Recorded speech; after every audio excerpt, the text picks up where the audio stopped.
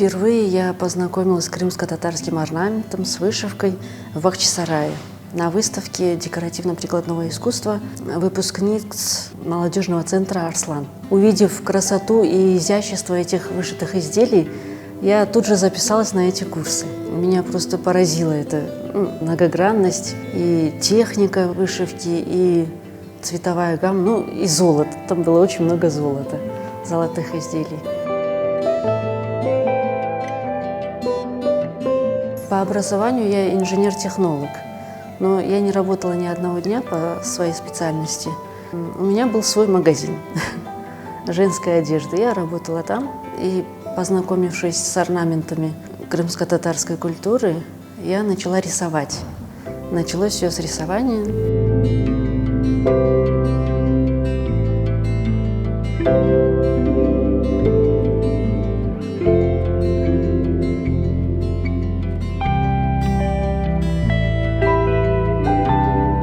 Первое мое изделие было куранкап. Это был мой первый куранкап. Я вышивала его как дипломная работа по окончанию курсов вышивки. Там нас обучили выстраивать древо, пожелания будущей семье, каким ты видишь свою семью. Вот таким образом я вышила куранкап. И со временем, выставив его в социальные сети, там мы познакомились с моим будущим супругом. Я выставила свое изделие, он начал комментировать. Естественно, там есть какие-то недочеты, так как это мое первое изделие. Завязалась переписка, общение. В общем, так мы познакомились. Я начала обучаться орнаментам. Мне это было очень интересно. Мы лепили чебуреки, на них рисовали орнаменты, обжигали их. Весь этот процесс меня очень увлекал. Так общение заходило все глубже и глубже.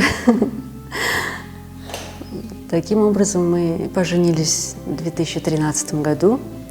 В 2014 году у нас родился сын Эдем.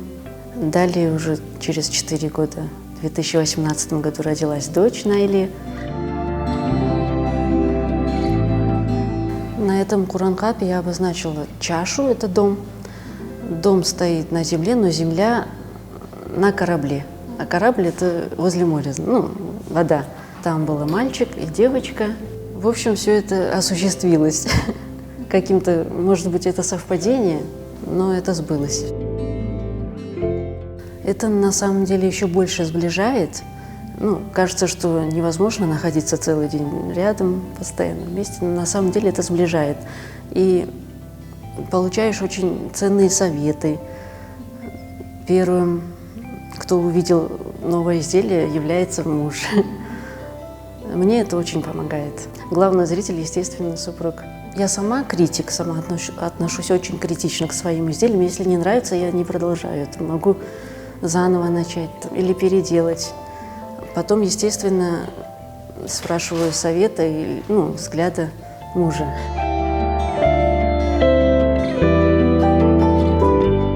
К вышивке надо подходить обязательно в хорошем настроении, потому что, вышивая, делая работу вручную, ты оставляешь там свою частичку души. Это должно быть обязательно позитивный посыл. И это меня успокаивает на самом деле. Я могла бы вышивать с утра до вечера, но просто есть другие обязанности по дому. Я вышиваю в основном традиционные изделия, стараюсь не отходить от основной традиции крымско-татарской. Очень люблю старинные изделия и изучаю именно старинный орнамент. Слава Богу, что он у нас сохранился в музеях, в частных коллекциях.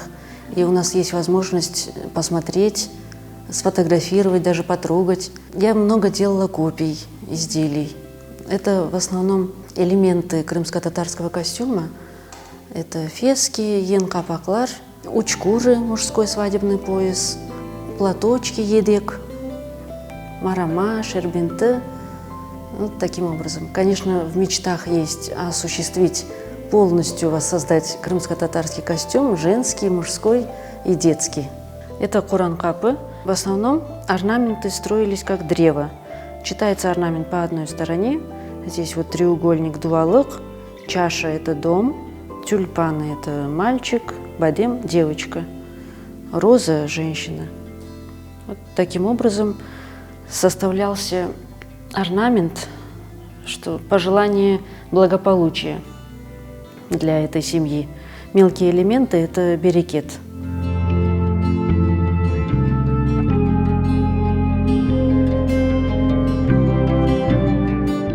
Мне очень нравится, что я являюсь маленькой частичкой возрождения нашей крымско-татарской культуры, именно этого направления. Вот это, наверное, вдохновляет больше всего.